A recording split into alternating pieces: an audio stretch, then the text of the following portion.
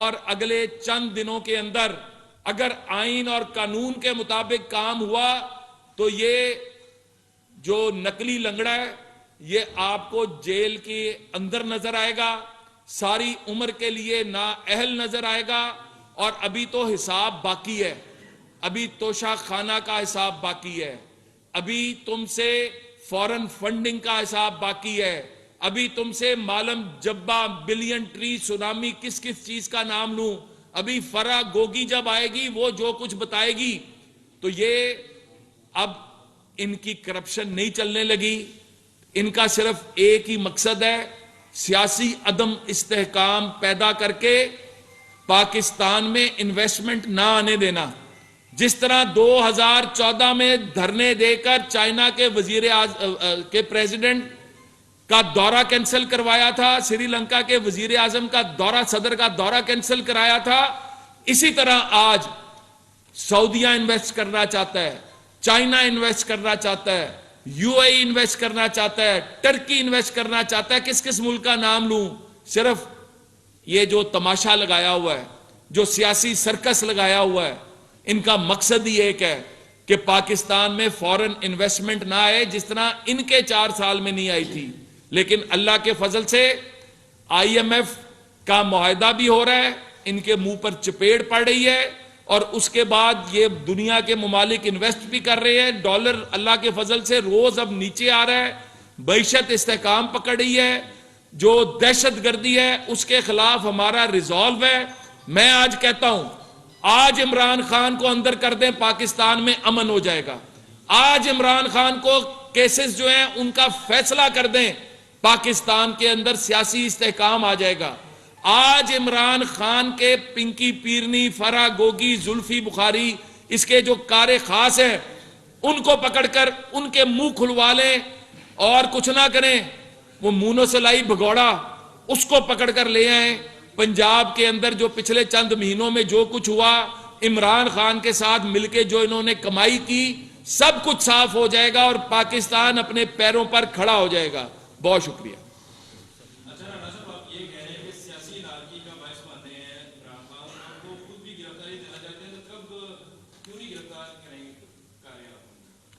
دیکھیں، بات بہت سیدھی سی ہے،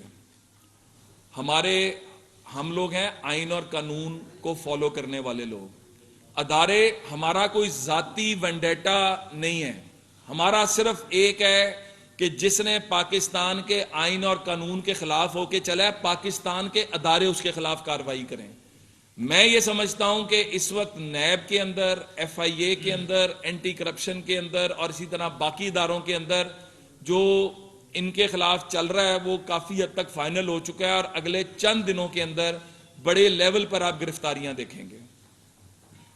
سونے کی قیمتیں اور ڈالر کی قیمتیں تو بڑھ رہی ہیں، اور آپ کہہ رہے ہیں کہ معیشت جو بہتر ہو رہی ہے، اس کے بارے میں کہہ رہا تھا جو شماریت کا ادارہ ہے وہ کہہ رہا ہے کہ 30% جو مہنگائی بڑھ گئی ہے۔ دیکھیں، پہلی بات تو یہ ہے، ایک چیز آپ سب پڑھے لکھے لوگ ہیں اور ہمیں ریسرچ کر کے آگے چلنا چاہیے۔ ہمیں یہ دیکھنا ہے کہ 2018 تک کا پاکستان جو ہم دے کر گئے تھے، جو ہم سے چھینا گیا تھا، وہ کہاں پہ کھڑا تھا۔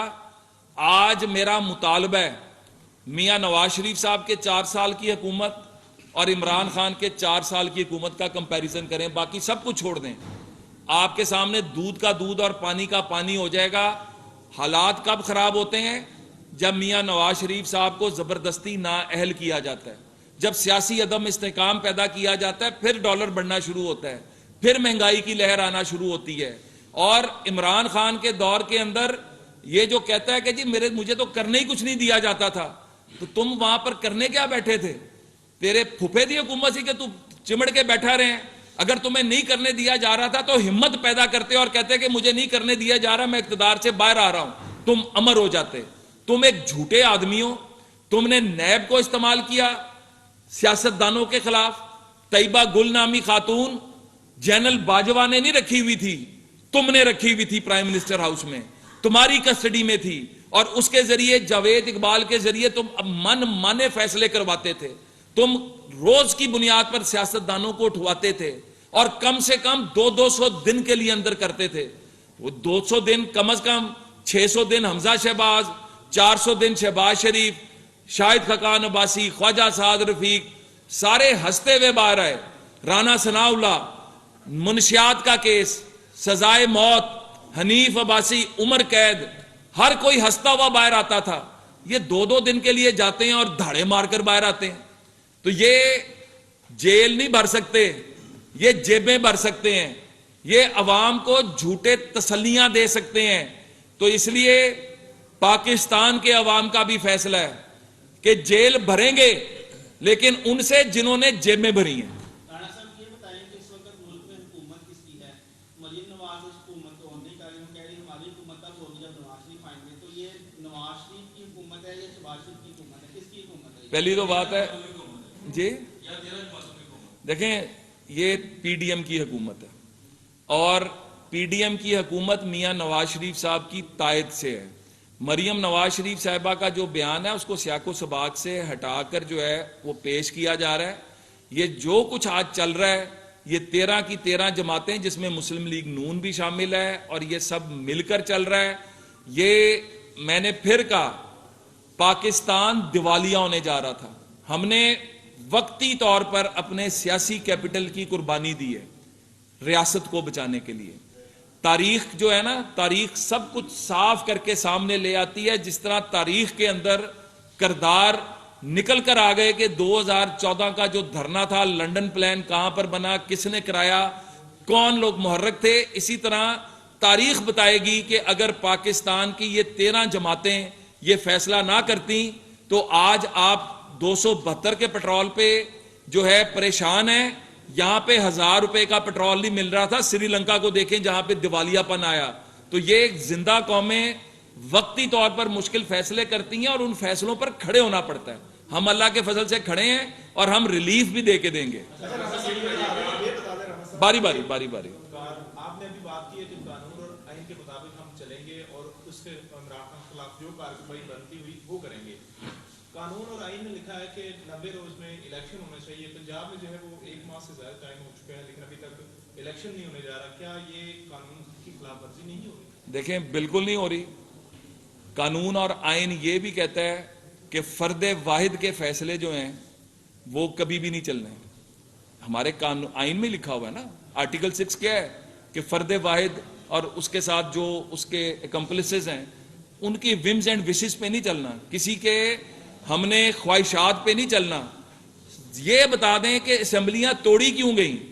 12 घंटे के अंदर आप वोट ऑफ कॉन्फिडेंस लेते हैं और उसके बाद असेंबलियां तोड़ देते हैं, किस बुनियाद पे?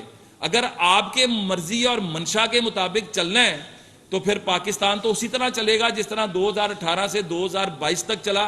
तो पाकिस्तान को बचाना है, पाकिस्तान को मजबूत करना है और आइन और कानून के मुताबिक इलेक्शन जो है, ये भी कहता है आर्टिकल 81 कि कौमी असेंबली और प्रोविंशियल असेंबली के इलेक्शन इकट्ठे होने।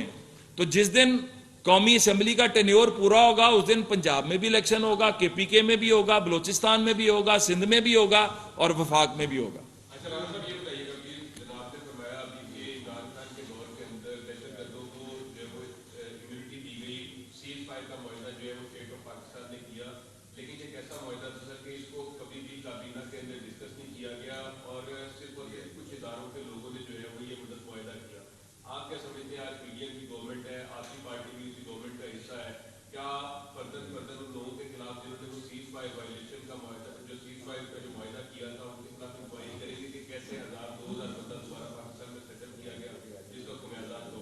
देखें, अगर आप देखें तो पहली दफा है कि कौमी असेंबली के अंदर मिसिंग पर्सन्स के ऊपर ना सिर्फ कार्रवाई भी हो रही है, वो लोग जिन लोग जो पर्सनैलिटीज उसमें इन्वॉल्व थी उनके खिलाफ कार्रवाई भी हो रही है।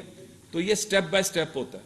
बिल्कुल, अगर आप एक मजबूत पाकिस्तान चाहते हैं तो फैसले पार्लियामान से निकलने चाहिए, फैसले जमहूरी अदारों को करने चाहिए, उनके ऊपर स्टैंप जो है जमहूरी इदारों की होनी चाहिए। और जब तक नहीं होगी तब तक यही होगा जो हो रहा है। तो ये हमारा रिजॉल्व है कि हमने पार्लियामान को भी मजबूत करना है, पार्लियामेंट को मजबूत करना है और फैसले जो अवाम के वोटों से मुंतखब आए हुए लोग हैं उनके थ्रू कराना। यही जो इमरान खान का बयानिया है कि फैसले जमहूरी इदारों को करने चाहिए, तो पीडीएम के फैसले कौन कर? देखें, पहली बात तो यह है कि इमरान खान को तो बात करने जे भी नहीं देती।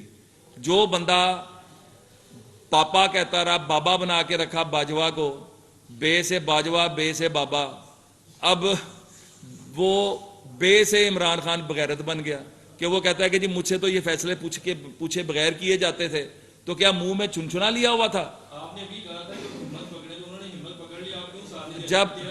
جب اقتدار میں ہو ہمت تب پکڑنی چاہیے. یہاں پر بہت جنرلز، میں کھل کے کہوں گا، بہت ججز اور بہت بیوروکریٹس جب ریٹائر ہو جاتے ہیں پھر ان کے اندر وطن کی محبت جاگ جاتی ہے. وطن کی محبت تب جاگنی چاہیے جب آپ کے پاس اقتدار ہوتا ہے، اور اللہ کے فضل سے ہمارے پاس اقتدار ہے. ہم تمام چیزیں آئین اور قانون کے مطابق کریں گے اور قوم کو دکھائیں گے. بہت شکریہ.